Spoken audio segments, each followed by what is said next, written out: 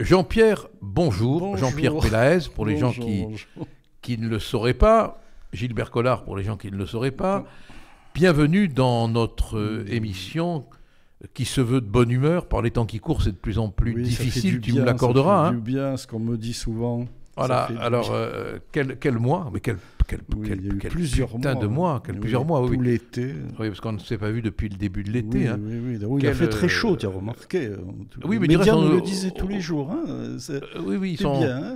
Oui. Toutes Quand les chaînes, quand il toutes les fait froid, il Voilà. s'étonne qu'il fait froid. Quand il fait chaud, il Voilà. s'étonne qu'il fait chaud. Voilà. Bon, Ce qui fait que, d'ailleurs, je leur suis reconnaissant, parce que je me demande si j'aurais pas mis une veste polaire, d'ailleurs.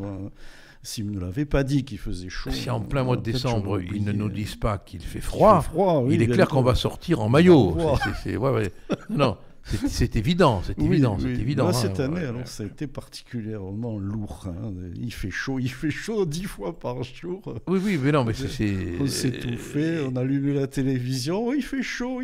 Mais tu as remarqué que c'est aussi un moyen d'occuper l'écran. Oui, hein. voilà, ça remplit le temps. Ça Voilà, remplit il le faut- vide. Ça remplit C'est une le règle vide, que hein. tu connais, Oui. hein, il faut dramatiser. Voilà. Voilà, Oui, autrement, oui. alors on dramatise avec les choses qui ne sont pas dramatiques. Pas de Il fait chaud, il fait dramatique, froid, il oui, pleut, bon, oui. il fait du vent, bon voilà. Bon. C'est cette époque de CON dans laquelle on est, on n'y Oui, peut rien. tout à fait, Alors voilà. le menu. Alors, je crois qu'on commence par notre amie Hidalgo, la maire ou la mairesse de Paris. Oui, je sais pas comment on dit. celle qui est allée à Tahiti. Voilà, alors qui fait le buzz. Voilà. comme Alors on attends, dit. on annonce le menu. Là, commençons Oui. pas à le déguster. hein. Après, on va parler des humoristes. Oui. Et bien évidemment Oui, de oui, Meurice, avec deux S, oui. et de Bellatar, voilà, le grand ami de Macron, le conseiller Oui. de Macron. Et enfin, on évoquera quelques sujets qu'on tient secrets pour l'instant, pour la bonne raison qu'on ne les connaît pas encore. hein. Donc, Voilà, on va les imaginer. Alors, figure-toi que j'en ai eu un en venant dans la voiture. Alors, j'écoutais France Info. Oui. France Info, c'est quelque chose. Ah oui, France Info et France Inter, alors c'est Inter, le sommet, c'est le sommet. Et alors, figure-toi, je viens d'apprendre, ces pauvres joueurs de foot, tu sais qu'on leur colle des brassards, des insignes pour exprimer leur réprobation de tout un tas de choses. Notamment, tu sais que sur le maillot, on leur fait porter des insignes pour le LGBT. Oui. Tu es au courant de ça? Oui, absolument. Voilà. Oui. Et alors maintenant, je viens d'apprendre qu'ils allaient en porter un. Il est question qu'ils portent ou un brassard ou je ne sais pas trop quoi encore sur le maillot contre le racisme. Maintenant, c'est le racisme. Alors, ils vont avoir... Mais ils vont finir, alors quand ils seront passés l'homophobie, l'antiracisme, le sexisme, etc., le patriarcat, je ne sais pas trop quoi, Et le ceux qui- déconnu, ils n'auront plus de place sur Ce le qui maillot. n'empêche pas le racisme de sévir comme Oui, il n'a bien sûr, jamais bien sûr, ça sévi. hein. continue, Bon, oui, bon, plus on en le voit parle. avec... On le voit avec la prolifération depuis le conflit israélo-palestinien des actes antisémites. Alors parle-moi un peu de ton ami Hidalgo, toi Alors, qui aimes... donc, apparemment, elle est allée, je crois, à Tahiti, où Oui, elle elle a est fait un allée- grand voyage. Oui. Et je crois que tu as les chiffres de ce que Ah oui, ça a alors coûté. on a c'est appris quelque chose... que les frais de transport, Oui. cette femme est transportable, hein, Oui, bien sûr. s'élève à 40 955 c'est pas mal. euros. 40 000. C'est pas mal. Hein. Bon, s'acheter un tu me studio diras, avec. comme disait Hollande, c'est l'État qui paye, quoi. C'est la ville qui paye, donc ce sont les contribuables. hein. Paris. Et il y a 18 545 euros de frais d'hébergement et de restauration, Alors, soit un total de 60 000 euros. Oui, Bon, ce sont quand même de belles vacances, parce qu'elle a pris soin aussi d'accompagner, de se faire accompagner par sa cour. Oui, Et elle avait là oui, à tous les amis. toutes sortes de gens inutiles qui l'accompagnaient. Donc une plainte a été déposée contre elle par une association pour détournement de fonds, je crois. Je ne sais pas quel est l'intitulé exact de la plainte, mais ça se clarifiera au fur et à mesure de l'instruction. Et il y a eu cette fameuse réunion du Conseil de Paris, où il y avait Rachida Dati. Oui, avec Rachida Dati, j'ai entendu des extraits qu'il a mis en cause. Alors elle a dit aux journalistes, c'était le Dati Show. Le Dati Show, oui. Là, Mais alors, je ne comprends pas que Rachida n'ait pas répondu. Vous, c'est le Tahiti Show. Oui. Parce que quand même, Fait, oui. quand même. Alors, ce qui est extraordinaire, tu vois, c'est que Hidalgo, qui passe son temps à donner des leçons à tout le monde. Ah oui, c'est ce qui est extraordinaire chez ces gens. Ils donnent des leçons. Voilà, elle donne des leçons à tout le monde de morale, d'éthique. Oui. Je pense que c'est un paravent, c'est un bouclier. Oui, mais c'est En Tartuffe. donnant des leçons, ça les protège. Mais c'est Tartuffe, écoute, moi je voilà, trouve... c'est Tartuffe. je ne sais pas ce que tu en penses, mais je trouve que le personnage le plus moderne, c'est Tartuffe aujourd'hui. Je te rappelle la première émission qu'on avait faite sur le Tartuffe. Sur le Tartuffe, c'est très vrai. On vit là-dedans. C'est très vrai. Donc, elles se sont franchement engueulées. Oui. Dati et Tahiti. Oui. Hein, tu sais qu'elle en a profité, Hidalgo, quand elle est allée à Tahiti. Bien évidemment, ça n'a aucun rapport. Elle en a profité pour aller voir sa fille, qui habite dans une des îles voisines. Voilà, oui. Oui, bon, c'est familial. Il y avait le gendre, il y avait la fille, je ne sais pas, il était question d'un hélicoptère, mais après c'était une erreur en fait. Je ne sais pas ça, je ne suis pas au courant d'hélicoptère, mais si tu veux, l'avantage du voyage, c'est qu'elle a quand même pu voir sa fille. Alors tu sais pourquoi elle y est allée à Tahiti officiellement? Oui, pour une histoire de surf, pour les Jeux Jeux Olympiques. Ces Jeux Olympiques, ils ont les bon épreuves olympiques de surf se dérouleront à Tahiti. Oui. On se demande un peu pourquoi, du reste, parce que en métropole, il y avait le moyen de le faire. Mais je ne savais pas, peut-être que tu vas pouvoir me renseigner, je ne savais pas qu'Hidalgo était spécialisé dans le surf. Non, moi non plus. Là, apparemment, je ne savais pas qu'elle faisait du surf. Là, elle fait des vagues, en tout cas. Elle fait des vagues. Là, ça, on ne peut pas le contester. Hein. Oui, le sujet revient régulièrement ces derniers jours. Alors, dans ton petit cabaret, là, tu t'es amusé à faire une chanson sur Hidalgo. Oui, alors, je me suis un peu moqué d'elle. Oui, j'ai donné à Béziers un cabaret satirique, là, au mois de mars. Que tu ne peux plus donner, parce que le maire... Non, c'est le premier et le dernier, parce que le premier... Donc, c'était le premier. Je pensais qu'il inaugurerait une suite de cabarets satiriques de Béziers, ça aurait pu être sympathique. Surtout, la salle était archi pleine, ils ont refusé du monde, les gens riaient, etc. Tout le monde était content, et puis non, apparemment, c'est supprimé. Tu sais qu'on a un maire qui a défendu les droits de l'homme, la liberté d'expression dans le monde, mais pas à Béziers. Oui, voilà, il a oublié Béziers. Donc voilà, donc je ne peux plus. Alors on va écouter ta tirade, si tu veux bien. Hein, on l'écoute. On va écouter Hidalgo. Hidalgo, voilà. Écoutez, c'est pas mal. Hidalgo,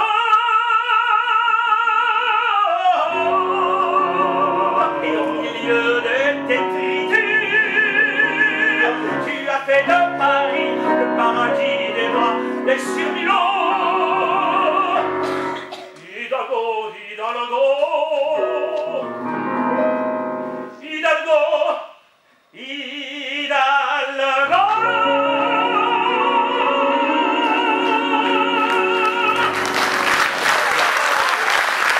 Alors, bon, on ne peut pas dire qu'elle soit drôle, Hidalgo. Non. Enfin, si, elle l'est à l'insu de son plein gré. Oui, absolument, oui, comme Virenque. Mais on a aussi eu affaire... oui, elle, c'est une humoriste involontaire, mais on a eu affaire aux humoristes volontaires. Il y en a beaucoup, des humoristes involontaires aujourd'hui. Il y en a beaucoup. La politique, on en a pas mal, ils sont bons. Justement. Enfin, c'est quand même triste quelque part. Heureusement, on en rit, mais bon, on ne devrait pas normalement. Alors, parle-moi de ton ami Meurice. Alors, avec deux S. Alors là, Meurice, c'est l'archétype, il n'y a même pas à en parler. C'est l'archétype de ce que j'ai appelé l'humoriste France Inter, qui est une catégorie d'humoristes particulière. C'est un humoriste, enfin l'humoriste en principe, pour moi je le conçois comme ça, il se moque de tout ce qui est ridicule, son but c'est de faire rire, mais par rapport sans faire d'exclusive. L'humoriste France Inter, lui, c'est différent. Il est avec le pouvoir, c'est un serviteur du pouvoir, et son humour va toujours dans le sens du pouvoir, ce qui est donc le contraire de l'humoriste. L'humoriste n'a pas à se préoccuper du pouvoir. Ses qualités sont la liberté, l'insolence, sinon c'est plus un humoriste. Et là, il s'est illustré avec...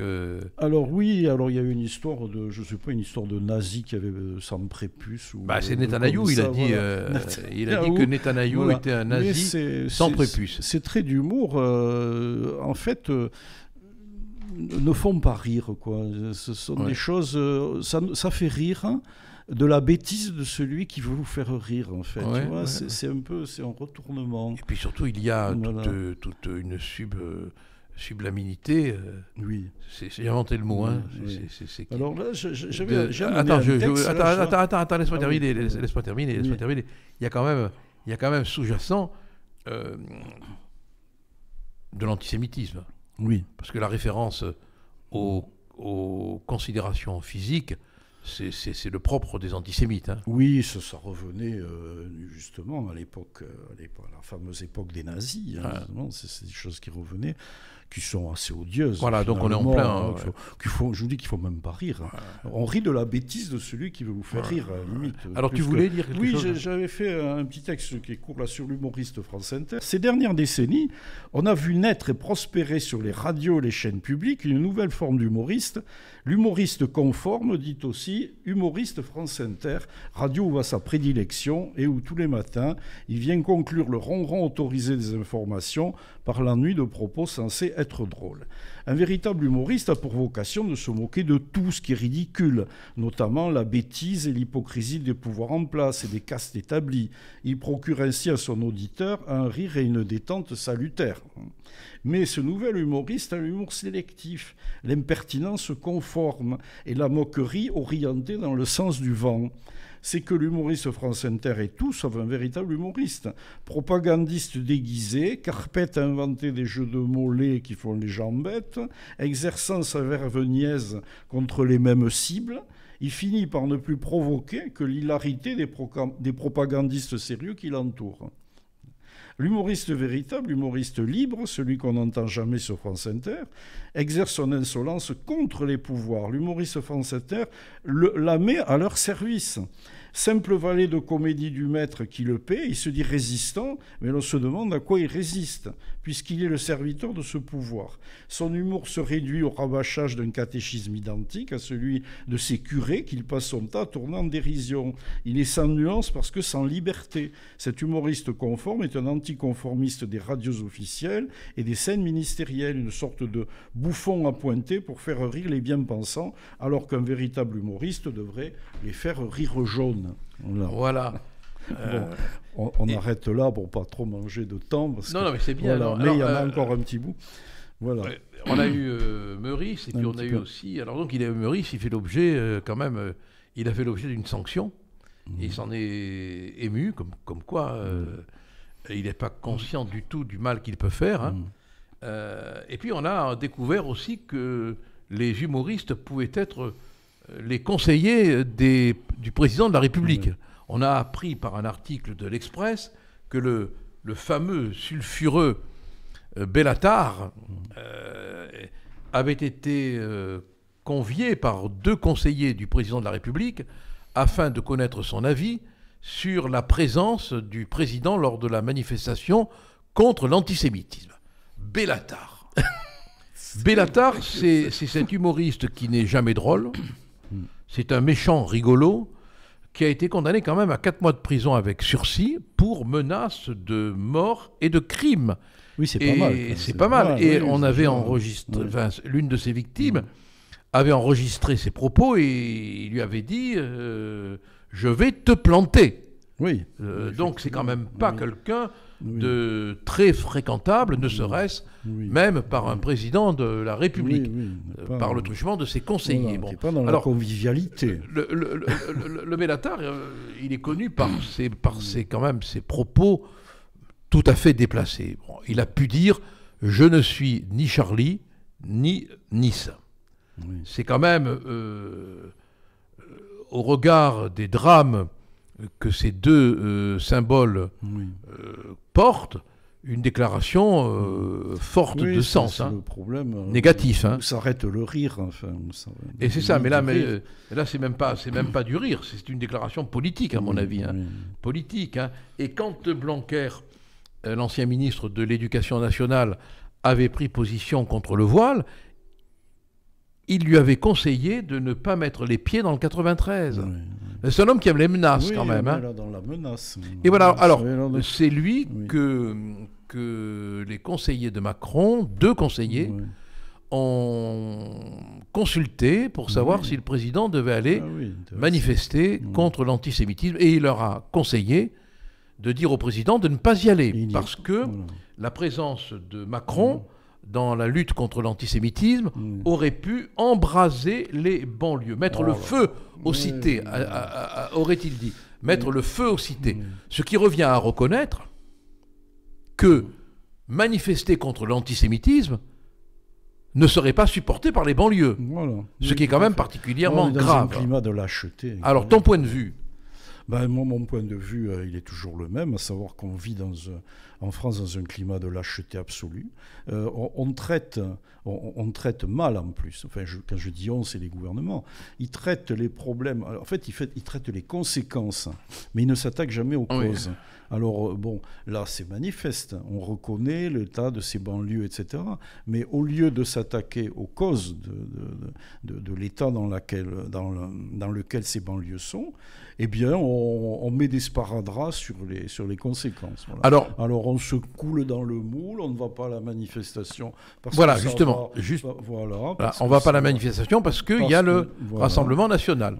Il y a l'extrême droite. Alors là aussi. Il y a l'extrême droite. Alors, dans un autre sens, c'est vrai qu'on est impitoyable avec cette histoire de fascisme imaginaire, parce qu'il faut quand même reconnaître que le fascisme, le nazisme, mais ça a quand même plus de 70 ans déjà.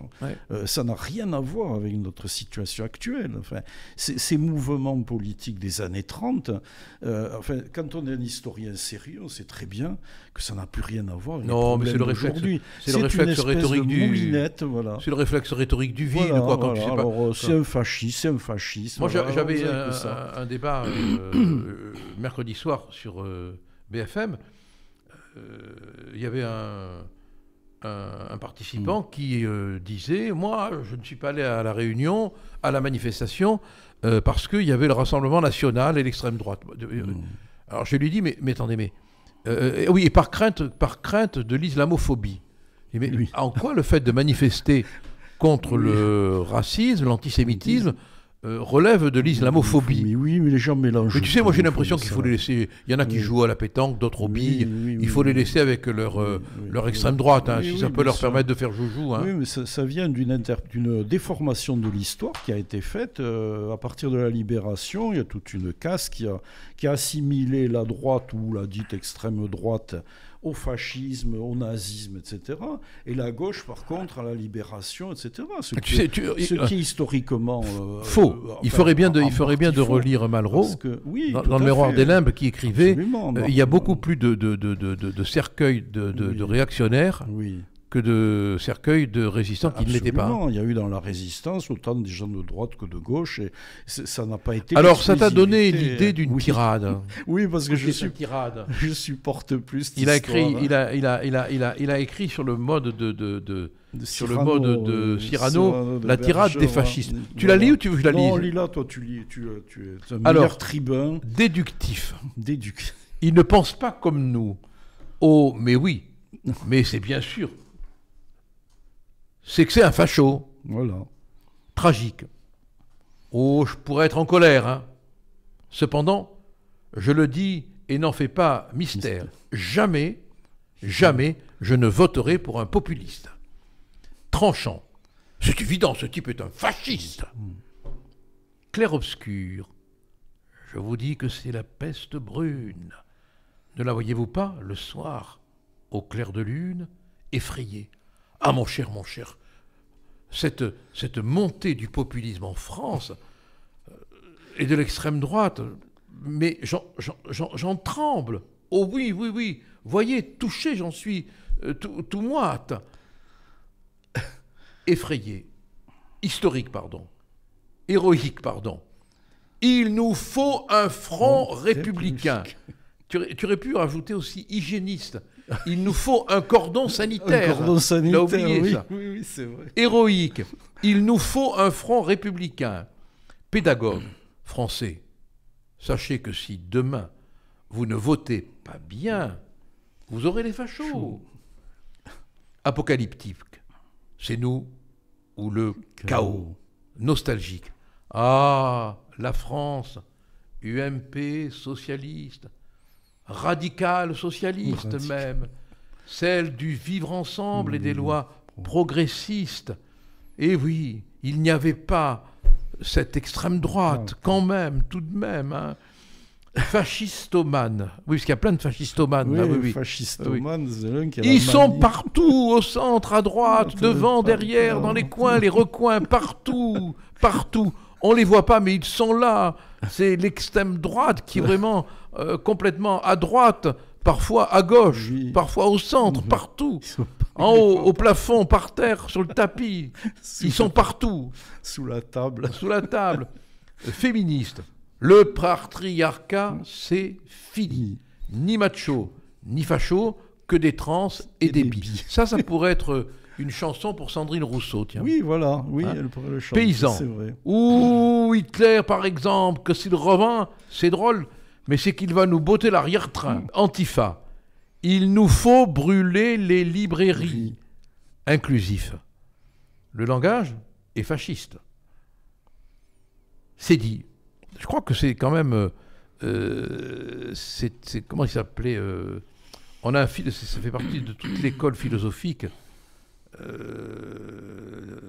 de la moitié du XXe siècle, ça, de dire que le langage Oui. est fasciste. Le langage est fasciste. À une époque, ça se disait beaucoup. Ça se disait beaucoup, Oui, hein, dans les milieux littéraires, des intellectuels de gauche. Hein. Garde gauchistes. On disait que le langage était fasciste. Je me souviens plus du nom Mais- de l'auteur je me souviens plus du nom, ça me reviendra. Hein. Oh, puis il y avait la revue Telle Quelle, je me Oui, tel rappelle, quel la aussi, revue voilà, le langage est marxiste, tout fasciste, ça, voilà, oui, qui- oui. qui voulait Bah, il y avait dire- Derrida, voilà, Oui, Derrida qui le oui, disait, oui. Il y avait Solaire, tout Il y avait ça. Solaire, dans tout sa- ça, dans voilà. sa période. Donc, oui, alors, mais c'est effroyable, cette manie du fascisme, je sais pas, cette ritournelle incessante. Je crois que c'est devenu un confort rhétorique. Oui, voilà, voilà, bon, c'est- quand tu Façon n'as de pas d'argument, répondre. quand Voilà, tu... façon de pas répondre. Bon, Voilà. bon, non, Bellatar, l'avatar